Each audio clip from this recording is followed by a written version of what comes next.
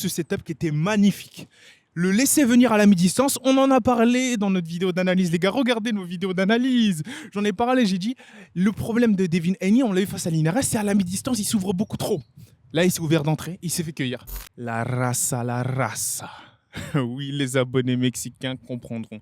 Car après une performance pareille, je pense que le peuple du Mexique n'a pas d'autre choix que d'accueillir à bras ouverts un boxeur tel que Ryan Garcia. Oui, là, je pense que c'est un vrai Mexicain. Ce dernier dont on a pu voir qu'il ne faisait que boire tous les soirs à l'approche de ce combat-là. Il l'a même confirmé. Ensuite, il a tweeté, il a essayé de nous prévenir sur Twitter. Le jour du combat, ne soyez pas surpris, ne soyez pas choqués de ce dont vous allez être témoin ce soir. J'ai notamment moi-même essayé de vous prévenir. Dans la dernière vidéo d'analyse, lien en description, j'ai mis un petit extrait sur Twitter pour ceux qui veulent voir, celles de ceux qui veulent voir, mais c'est pas ça le plus important. Le plus important, c'est ce qui vient de se passer là. Et oui. Alors, j'ai envie de commencer, ça va être un peu, voilà, là on est dehors, on est un peu en freestyle comme à l'ancienne. Déjà, je vais commencer par dire, comme ça c'est lâché tout de suite, j'oublierai pas, honteux l'arbitre. Honteux.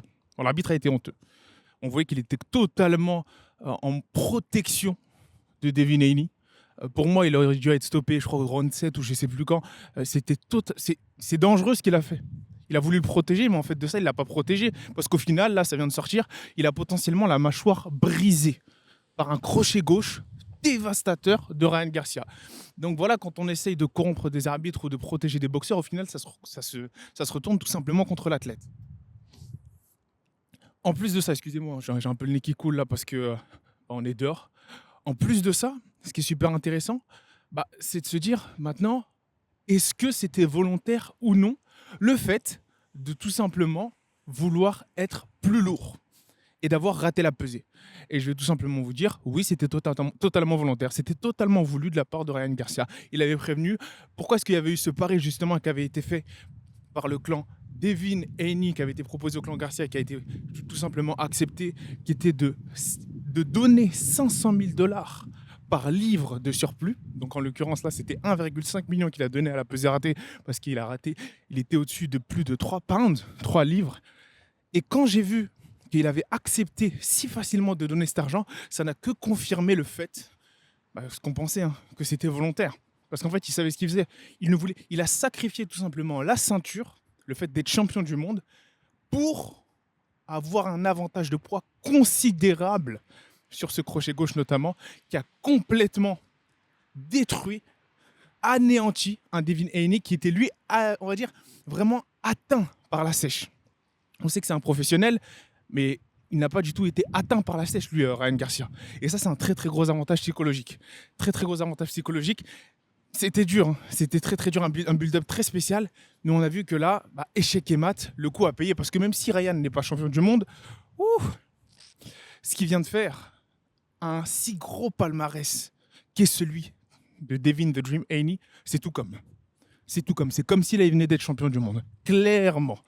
En plus de ça, en parlant de ceinture, il y a Mauricio Suleiman, président de la WBC, qui vient de tweeter et d'annoncer que malgré la défaite de Devin, à cause de la pesée ratée, il gardait son titre. Mauricio, on va parler de toi bientôt. On va faire un cas spécial aussi. On va ouvrir le dossier Mauricio Suleiman, même si je l'avais déjà ouvert par le passé sur la chaîne. Là, j'estime qu'il faut le réouvrir, ce dossier-là. Parce que comment, après une performance pareille, tu peux conserver ton titre ? Voilà, bon, dans tous les cas, Ryan Garcia, lui, ses plans sont clairs. Il ne compte pas rester dans cette catégorie-là. Il a vu que ça lui réussissait parfaitement de prendre du poids, d'être en avantage sur ses adversaires, vraiment. En l'occurrence, là, on voit qu'il y a un Gervonta Davis qui a dit voilà ce qui se passe un peu pour narguer le clan Haney lorsque Devin combat un boxeur de son poids. Mais je ne pense pas que ce dernier soit le mieux placé, vu que lui, il savait à quel point était dangereux un Devin Haney et il a instauré une clause de non-réhydratation. Non-réhydratation, c'est pour ça qu'on va dire il ne parle pas trop. Parce que Shakur aussi notamment, les rivaux savaient à quel point un Ryan Garcia non déshydraté est dangereux. Lorsque Shakur, on lui a proposé le combat face à Ryan Garcia chez les super légers, donc la catégorie d'au-dessus dans laquelle il concourt, il a tout simplement refusé. Il a dit non, je le prendrai que en poids léger et pas au-dessus. Et ça, lorsque tu vois des combattants de la trempe de Shakur Stevenson, de la trempe de Gervonta Davis, qui savent et qui essayent de réduire un maximum cet avantage de poids qui peut profiter à un Ryan Garcia très explosif et surpuissant, moi j'avais senti le truc venir. Mais c'est vrai que la majorité, voyait toujours ce Ryan Garcia un peu comme ce boxeur d'Instagram. Alors que ses rivaux, eux, savaient très bien la force de frappe à laquelle allait faire face un Devin Haney. C'est pour ça que vous ne voyez pas un Shakur Stevenson sur Twitter et les réseaux sociaux, si vous êtes traîné un peu là-dessus, complètement le narguer. Parce qu'ils savent que ça aurait pu potentiellement être eux à la place. Et oui, on se souvient comment Gervonta Davis respectait énormément la puissance de Ryan Garcia. Et là, ce dernier a fait quoi? Ce dernier a tout simplement déclaré que maintenant, en conférence d'après-combat, là, ça vient de sortir, là, c'est vraiment une réaction à chaud, on en fera une un peu plus posée avec l'équipe, qu'il avait pour intention de monter de catégorie, potentiellement en welter ou super welter. Donc, au concours des Bud Crawford, il l'avait call-out juste avant, au concours des boxeurs tels que Jaron Ennis, c'est effrayant. Ou même, en super welter, il a notamment mentionné le nom de, je sais pas si c'est lui qui l'a mentionné, ou des fans, tout simplement sur Twitter, de Fundora, le nouveau champion WBC des super welter. En tout cas, le monde appartient à Ryan Garcia. Pardon, on est un peu dans le froid là. J'ai un peu le nez qui coule. Le monde appartient à Ryan Garcia et c'est totalement cauchemardesque le scénario qui vient de se produire pour le clan Haney. Totalement cauchemardesque. J'en ai de la peine. J'en ai clairement de la peine. On va attendre que le tram passe. Voilà. C'est très très compliqué. C'est très très compliqué parce que même s'il n'a pas perdu sa ceinture, il a perdu toute son aura et c'est tout un héritage, toute une legacy qui s'envole sur le crochet gauche d'un soulard fou, supposément, comme on le pensait. Alors qu'il a... les oiseaux ici sont énervés. Alors que, en fait, ce soulard fou jouait un rôle totalement. L'art de la guerre, Deception, The Art of War. C'est complètement fou. Tout le monde, Shakur Stevenson, Tony Harrison, ces anciens champions du monde sur Twitter, ont tous avoué s'être fait avoir par cette promotion. Et c'est magnifique parce que quand on se rend compte, en fait, c'est que c'est un 10 sur 10 pour Ryan Garcia. Il s'est fait passer pour un fou. Il a complètement vendu le combat. Tout le monde a parlé. Tout le monde a parlé du combat à cause justement de ses attitudes et de ses antics, de ses excès médiatiques. Et au final, Ryan Garcia est passé du statut de superstar à méga superstar. Voire limite prophétique. Hein, parce que on voit que j'en avais parlé justement de cette, on va dire, de cette fanbase extrêmement religieuse, pas extrêmement religieuse, mais de cette grosse fanbase religieuse qu'il avait réussi à attirer vers le sport, qui n'était pas du tout attiré par la boxe en général, notamment avant ce combat-là. La première chose qu'il a tweeté lors de sa victoire, lorsqu'il a récupéré son téléphone dans le vestiaire, c'est « Jesus is King » ou quelque chose comme ça. Donc il est vraiment resté dans ce folklore religieux. Et là, on peut voir que oui, une méga superstar est née. Une méga superstar est née. Moi, je suis un peu frustré. Je vous avoue, je suis un peu frustré parce que je voulais le voir avec cette ceinture de champion du monde. Pour moi, c'était un peu l'un des anciens Four Kings. C'était le seul qui restait qui n'avait toujours pas eu de ceinture. Et j'ai toujours dit qu'il avait le niveau pour. Là, il l'a prouvé. Et c'est dur pour un Devin Haney, je reviens à ce que je disais, de perdre notamment, mais surtout de cette façon-là, où il a goûté à de multiples reprises au tapis.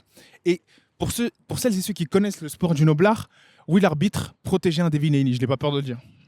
Enfin, protéger. Il n'a pas protégé un Devin Haney parce qu'au final, il a eu la mâchoire cassée à force de se manger des coups. Mais il voulait protéger la legacy, l'héritage d'un Devin Haney. Tout le monde l'a vu, Gervonta Davis l'a vu. En France, Cédric Doumbé, des légendes du kickboxing telles que et des combattants du MMA tels que Cédric Doumbé en France ont pu le voir. J'ai pu voir certains tweets passer. Voilà, tout le monde a vu que même si tu regardes un peu la boxe, tu pratiques un petit peu, tu sais que l'arbitre, il était assez étrange. Moi, ça a un peu cassé mon pronos parce que j'avais dit Ryan Garcia par KO TKO au 10e. Ça aurait pu arriver bien avant, au 7e ou même au premier. Mais au premier, on a vu la résilience d'un Devin. Je ne lui enlève pas tout, hein, Devin, hein, bien évidemment. Warrior, guerrier, c'était juste pas sa soirée. Mentalement, il était peut-être pas on va dire, en place comme il l'est d'habitude. Froid comme il l'est d'habitude. On a vu que pour s'ouvrir et se manger la Izquierda de la Muerte d'entrée plein pot, c'est que tactiquement, il y a un problème. Parce que tu prépares pendant tout un camp, pendant des semaines et des semaines, pour éviter ce crochet-là, tu te le manges d'entrée, tu te fais timer. Au premier round, c'est compliqué. Gros respect, on a vu qu'il avait un énorme menton. Les gens vont dire « Oh, il n'a pas de menton », c'est totalement faux. se l'a mangé plein pot et rester debout malgré que tes yeux tournent et réussir à tenir le round dès le premier round du combat, c'est vraiment très respectable. Maintenant, ça va être très compliqué pour lui. D'un point de vue carrière, ça va être très, très, très, très, très compliqué pour lui parce que si on fait des simples mathématiques, hein, on voit qu'un Gervonta Tank Davis a battu un Ryan Garcia. On voit que Ryan Garcia, c'était un peu le levier, c'était la manière de légitimer ce statut de superstar de David Haney et ça a eu l'effet totalement inverse. Maintenant, Shakur Stevenson, qui voulait et qui chassait un David Haney, chasse un Ryan Garcia. Un Gervonta Tank Davis, lui, paradoxalement, c'est vrai que lui, c'est très ghetto ce qu'il a dit, hein, c'est très gang, hein, c'est très gang. Il a dit, bon, j'ai déjà eu Ryan, maintenant ce que je veux, c'est, même si tu as perdu, même si tu ne vaux plus rien, il avait dit un truc comme ça sur Twitter, je veux quand même te boxer. Il veut finir la carrière de Devin à jamais. Et là, c'est compliqué. C'est compliqué parce qu'il y a beaucoup de gens qui vont oublier ce qu'il a fait pour obtenir ses ceintures. Être allé chez Kambosos en Australie, l'avoir combattu 2 fois, et les gens vont l'appeler la fraude. Aux États-Unis, les gens vont sur le nouveau surnom, je vous spoil les gars, je vais pas regarder les réseaux, mais je vous spoil. Le nouveau surnom de Devin Haney, ça va être la fraude. Regardez, vous verrez. La fraude Haney. Et c'est terrible. C'est terrible pour un jeune de son âge qui a fait tant de choses pour le sport. Mais vous verrez que cet effet Mayweather, malheureusement, lui qui était en bif justement avec ce dernier, et Mayweather qui doit énormément se frotter les mains, cet effet d'invincibilité, il est tombé. Il est tombé. Et là, c'est fatal. Mais c'est peut-être pas mieux pour le sport. C'est ça la question que j'ai envie de vous poser.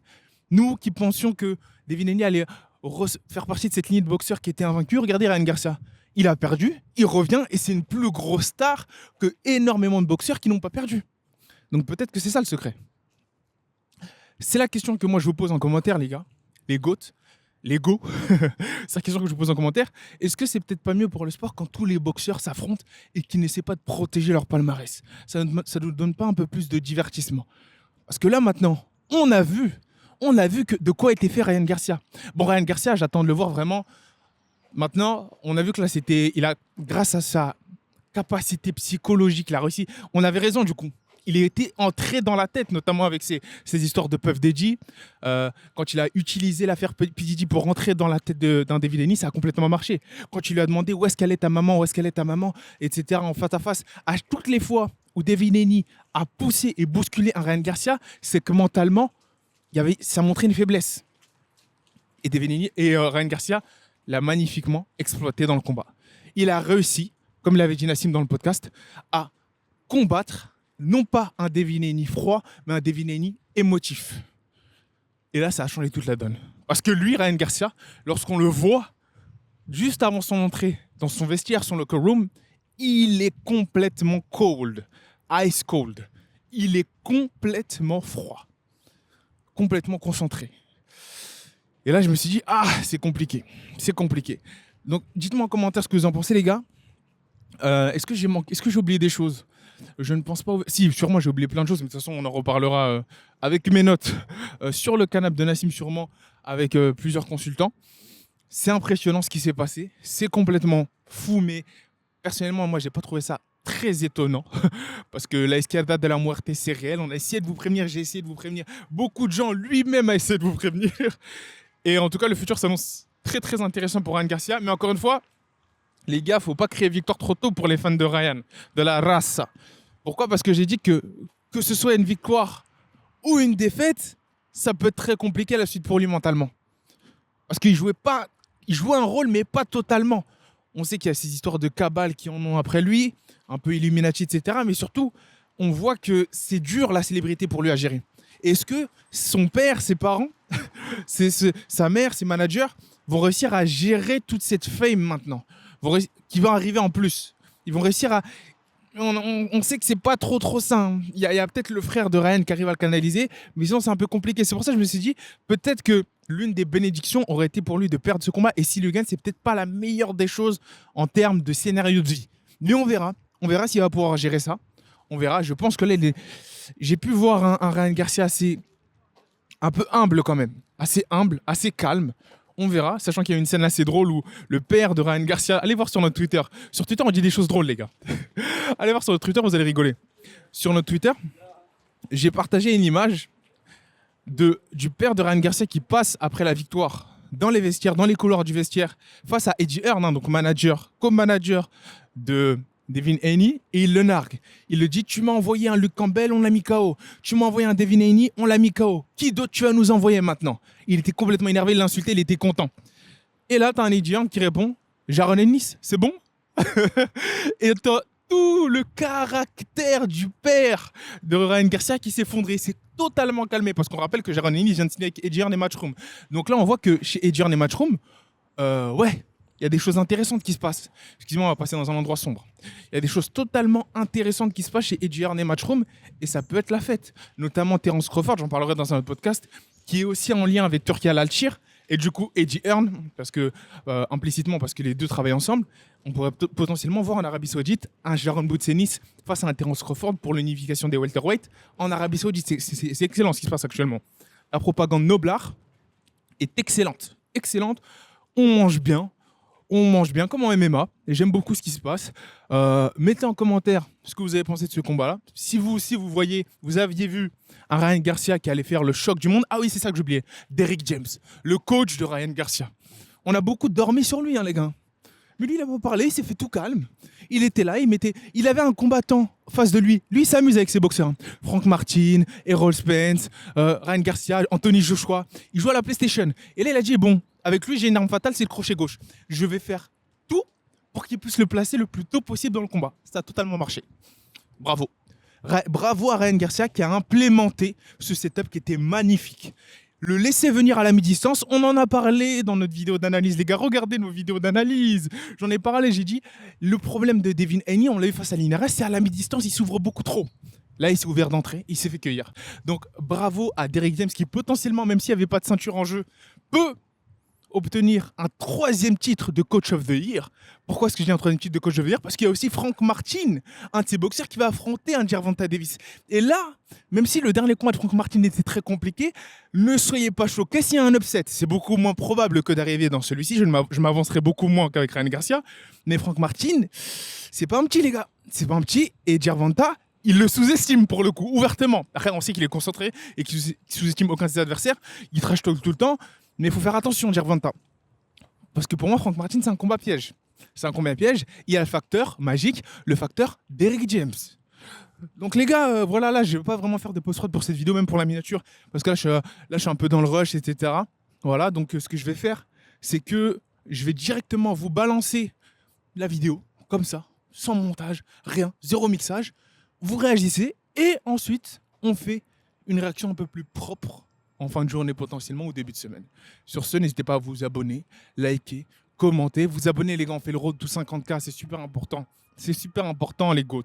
Ramenez-nous à 50K, on va être super actifs. On va vous donner du contenu exclusif et vraiment du contenu assez spécial. Beaucoup de potentiellement des bises de gants, j'en dis pas plus les gars. Il y aura du divertissement sur la chaîne. Et sur ce, je vous dis, way to go!